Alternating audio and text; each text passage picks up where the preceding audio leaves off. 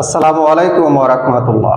Alamgir coaching YouTube channel, Facebook page, Facebook group, ইনস্টাগ্রামের পক্ষ হতে সকলকে জানাই সুস্বাগতম।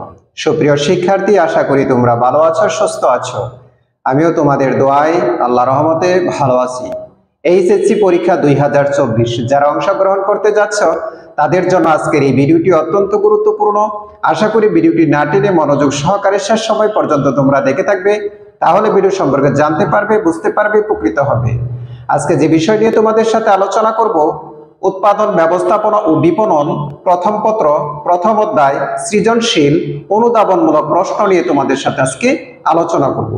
আশা করি শেষ সময় পর্যন্ত আমাদের সাথেই থাকবে। So let's go. অনুধাবনমূলক প্রশ্ন 1, উদাহরণ সহ সেবাগত উপযোগের ধারণাটি ব্যাখ্যা করো।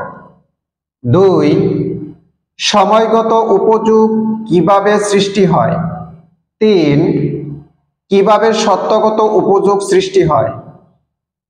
4, উৎপাদন একটি চলমান প্রক্রিয়া, ব্যাখ্যা করো।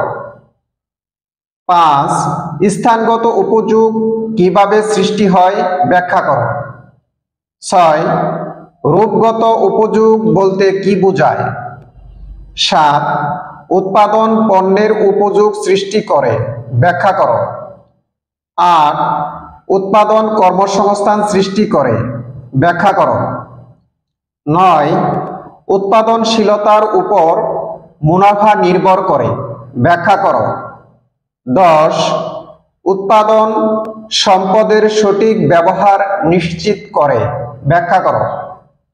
11, উৎপাদন কিভাবে জীবনযাত্রার মানোন্নয়ন করে, ব্যাখ্যা করো।